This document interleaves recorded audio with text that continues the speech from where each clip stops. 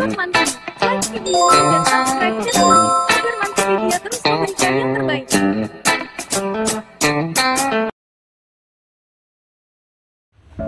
Facebook berencana menciptakan mesin pembaca pikiran. Nice.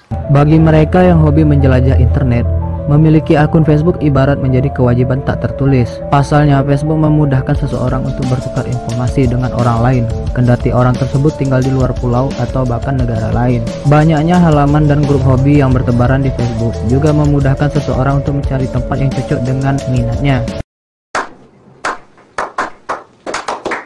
Namun semakin banyaknya pengguna Facebook di lain pihak juga berdampak pada semakin banyaknya kontroversi yang menimpa raksasa media sosial tersebut. Beberapa bulan lalu misalnya, Facebook menerima banjir kecaman karena ketahuan menjual data pribadi para penggunanya kepada para pemasang iklan. Sahabat Monkey, Facebook juga dianggap kurang tegas saat ada sejumlah oknum yang memanfaatkan Facebook untuk menyebarkan hoax dan kebencian berbau sara. Banjir kontroversi tersebut nampaknya tak membuat Facebook merasa kendur. Perusahaan tersebut memilih untuk terus maju sambil melakukan inovasi demi beradaptasi dengan perkembangan zaman. Salah satu inovasi yang coba diciptakan oleh Facebook adalah perangkat yang bisa membaca pikiran penggunanya. Ya, Anda tidak salah.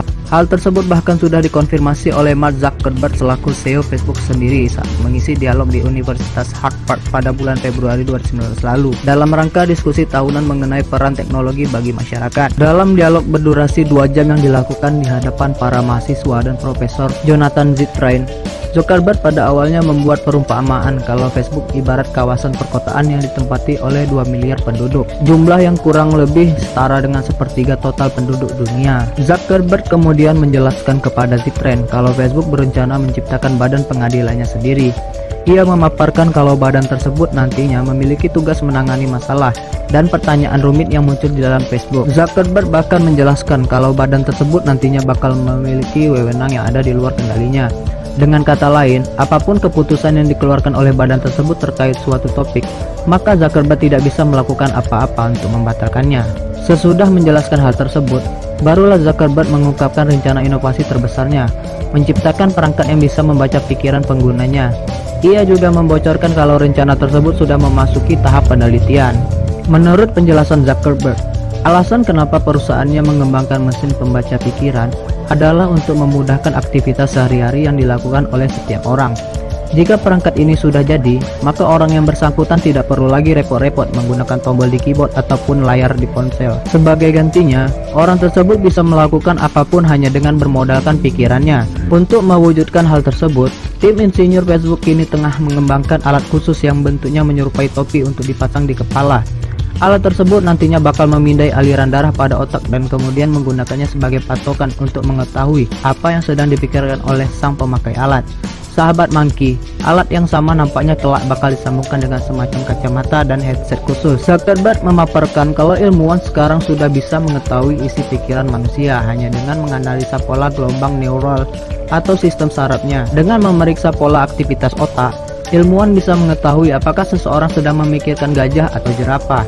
Zuckerberg lantas mencoba membawa konsep ini lebih jauh supaya orang bisa mengirimkan perintah kepada perangkat komputer hanya dengan memikirkannya. Pernyataan Zuckerberg tersebut membuat orang-orang menghadiri dialognya merasa terhenyak, bukan cuma karena teknologi tersebut begitu revolusioner, tetapi juga karena adanya potensi pelanggaran privasi yang bisa terjadi jika perangkatnya benar-benar sudah dibuat. Terlebih lagi, Facebook beberapa bulan lalu sempat menjadi pusat sorotan karena dianggap menyalahgunakan informasi-informasi pribadi milik para penggunanya.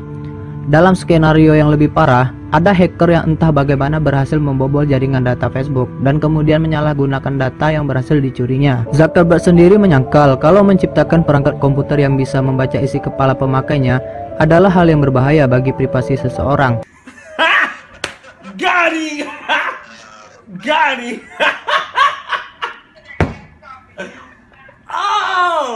Justru menurutnya, teknologi yang dikembangkannya bisa membantu memudahkan kehidupan seseorang. Dari cara saya melihat bagaimana cara kerja telepon di masa kini, serta bagaimana sistem komputer menjalankan tugasnya, bukan begitu caranya otak bekerja dan bagaimana kita hidup di dunia, papar Zuckerberg. If you're doing it, stop it.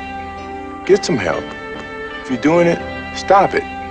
Get some help. Itulah salah satu alasan utama mengapa dalam jangka panjang saya sangat antusias terhadap proyek macam augmented reality atau AR karena IR memberikan kita media untuk berpikir sebagaimana kita melakukan sesuatu di dunia. Otak kita menghasilkan cukup data untuk menyaksikan 4 film berkualitas HD setiap detiknya. Masalahnya adalah metode untuk menyalurkan informasi yang ada di dalamnya ke dunia luar. Perkataan hanya bisa memindahkan data dengan jumlah yang sama dengan data yang bisa dipindahkan oleh modem era 1980-an.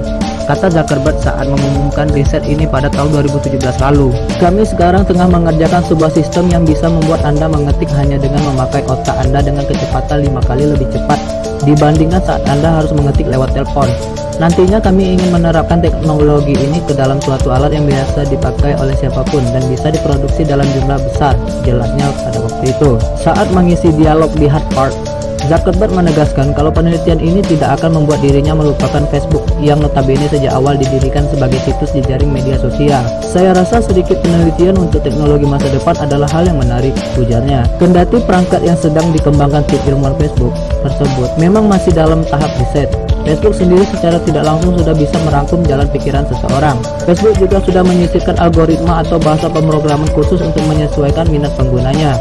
Oleh karena itulah, jika seseorang gemar meninggalkan komentar di status dan grup yang fokus membahas hal-hal tertentu, dengan melihat hal tersebut, tidak berlebihan untuk menyebut kalau Facebook yang ada sekarang sudah bisa membaca pikiran penggunanya. Namun, Zuckerberg masih belum puas dan enggan berhenti di sana begitu saja.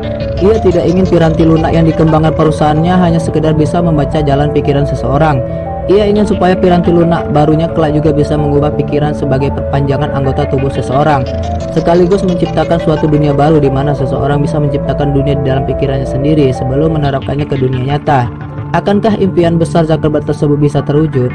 Kita tunggu saja nanti. Yang pasti, sebelum ambisi besar tersebut bisa diwujudkan, untuk sekarang Zuckerberg harus fokus membenahi Facebook supaya hujan kontroversi yang menimpa situsnya tidak membuat para penggunanya beramai-ramai angkat kaki.